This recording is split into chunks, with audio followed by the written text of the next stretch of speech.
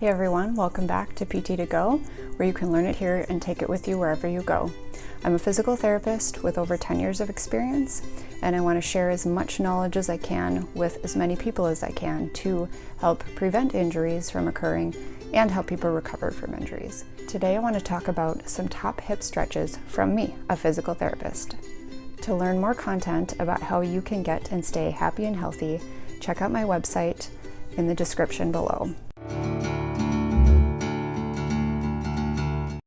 As much as we need to warm up and strengthen the muscles around our hips, we also need to stretch the hips, because another problem that can cause hip pain and injuries, or just lower extremity injuries, is tightness, tissue tightness, and the hip complexes are a very common area for that to happen. So the stretches I'll show you today are ones that will help to improve the mobility around the hips, which helps improve the alignment of the lower extremities. If you start to lose mobility in your hips, you're going to have a hard time bending over to put your socks and shoes on, getting in and out of a car, getting in and out of a bathtub. All of these things, sitting, standing, all of the things that we do every day, we really rely on those hips to move us.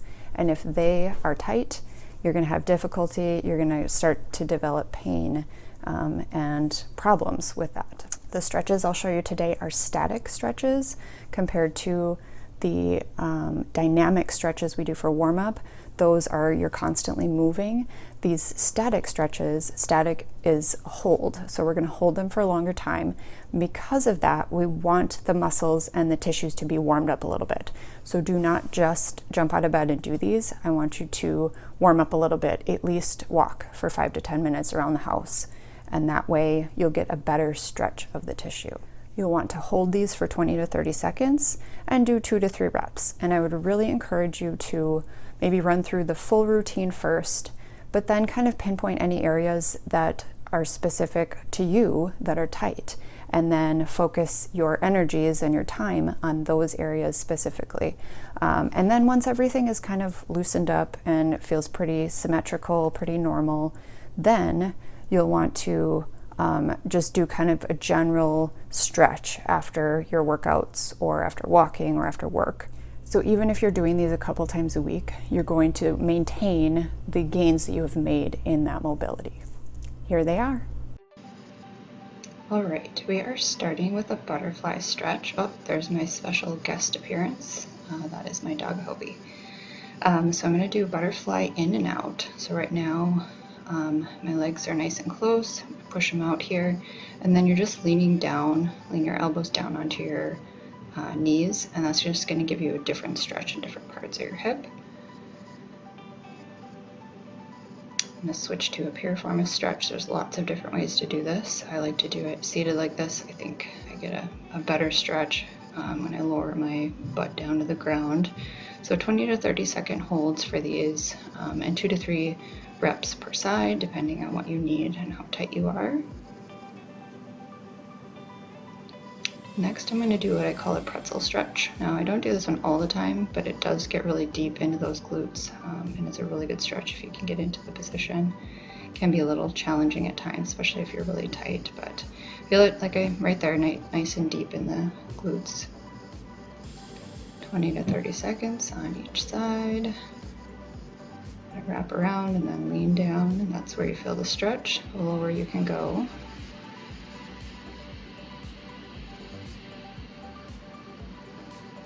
I'm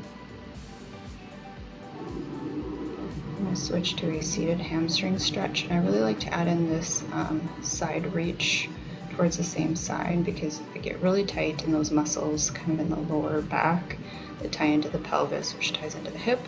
So I like to add that in. That really helps to stretch that out for me. Same thing on both sides. Make sure you're sitting up tall before you lean. Back is nice and straight.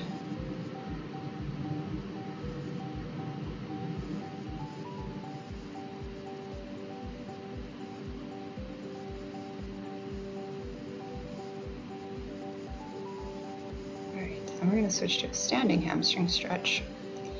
And always helps to have a little support from a buddy. So I like this one So you get the nice hamstring stretch, and then I like to take it down into a adductor stretch.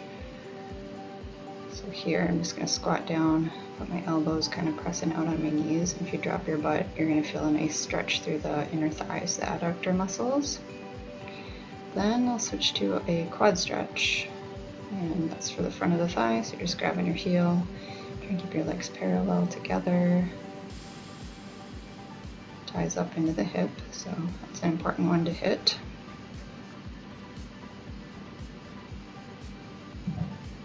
Okay, and then we're going to switch to a standing hip flexor stretch, and again I like to add in that side reach because that gets the top portion of the hip flexor muscle. So make sure your pelvis is kind of thrusted forward, tucked under, your butt's tucked under, so you're feeling that stretch in the front of the pelvis before you would add in that side reach. 20 to 30 seconds, 2 to 3 reps on each side.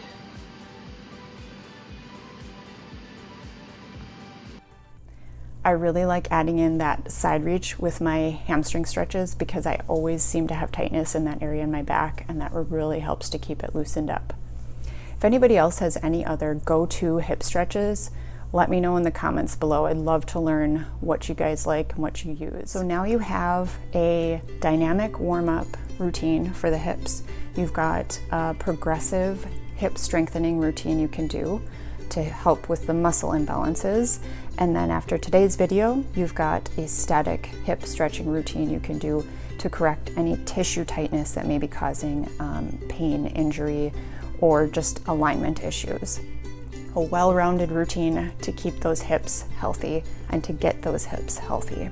Please hit the thumbs up below if this was helpful and share with your family and friends. Thanks for watching.